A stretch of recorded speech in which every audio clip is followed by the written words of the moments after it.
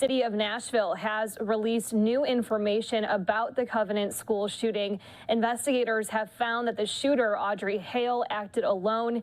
In writings found in her vehicle and later at her home, she documented her planning of this massacre over a period of months. Those documents are under review by Metro Nashville Police and the FBI's Behavioral Analysis Unit in Quantico, Virginia. Officials say they still do not have a definite motive for the shooting, but do say that Hale studied the actions of other mass murderers. The investigation also found that Hale fired a total of 152 rounds, 126 from a rifle and 26 from a 9mm handgun. As seen in the dramatic body camera footage, 2 officers fired on Hale. Officer Rex Engelbert fired 4 rifle rounds, while Officer Michael Colazzo fired 4 rounds from his 9mm handgun. The exact motive into this shooting remains under investigation. At this time, again, 6 people, 3 adults, 3 children, just 9 years old, were killed in that incident at the Covenant School in Tennessee just 1 week ago today. Lawmakers on both sides of the aisle are calling for tighter school emergency measures following that deadly shooting. The measures are gaining support as they sidestep any political gridlock on the gun control debate. Fox News correspondent Kevin Uretsky has more from New York. To do something about it right now. Students across Nashville rallied at the Tennessee State Capitol Monday morning to demand stronger gun laws. Organized by the anti-gun violence group March for Our Lives, the students plan to walk out of their classrooms at exactly 10:13 a.m. to mark 1 week since Nashville police received the first call about an active shooter at the Covenant School. 6 people died in the shooting, including 3 9-year-old children. In the wake of the tragedy, state legislatures across the country are moving forward with bills that aim to improve school safety. Only in America does this happen, and you can't explain it through a prism of mental illness or a lack of school security. The proposals are quickly gaining bipartisan support and focus mainly on boosting new technology, including requirements for schools to install panic buttons and video surveillance, as well as upgrading emergency communication systems. Already gaining traction in Oregon, a proposal that would require electronic notifications to be sent to parents if safety threats occur. And in Missouri, a budget has already cleared the House for 2024 that includes $50 million set aside for school safety grants. Republican Governor Bill Lee of Tennessee is also expected to put forward his own plans, calling on the state to place an armed school resource officer at every school in Tennessee. Law enforcement officials and educators across our state have been working for years, especially in the last year, to strengthen the safety of our schools. And that work was not in vain.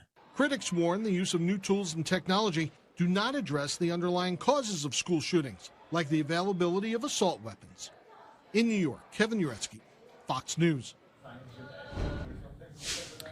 Well, you heard Kevin talking about it there. Governor Bill Lee of Tennessee announcing that 1 week after that shooting at the Covenant School in Nashville, that legislators are taking additional steps to strengthen safety at public and private schools throughout the state. Those measures include enhanced legislation and funding to place an armed security guard at every Tennessee public school, boost physical school security at public and private schools, and provide additional mental health resources for those in Tennessee. Let's listen in to what he had to say about all of these new legislation ideas. Since a shooter entered the Covenant School and killed 6 Tennesseans, 1 week since we lost 3 children, 9 years old, and 3 community leaders and friends and teachers, loved ones. We'll continue to lift the families of those victims up in prayer in the days and weeks ahead. And it will not get easier for them. And I know that Tennesseans will continue to wrap them in love and in support. Last week after the shooting, we also lost 15 Tennesseans in devastating storms over the weekend. Suffering families all across our state. The Clarksville and Fort Campbell communities are reeling after 9 service members were lost in a helicopter crash. This past week will certainly be remembered as one of the most heartbreaking weeks in our state's history. And the history books will also reflect how Tennessee leaders responded in the wake of those tragedies. That's why we're here today. Leaders in this state to announce a clear, definitive next step. All decided today, as of today, to do. These are practical, thoughtful solutions that we can all agree upon. We've been working on school safety for years, especially in the last year. But today is a time to enhance even the legislation that we have already brought forward. Today is the next step in steps we have taken, but it is not the last step.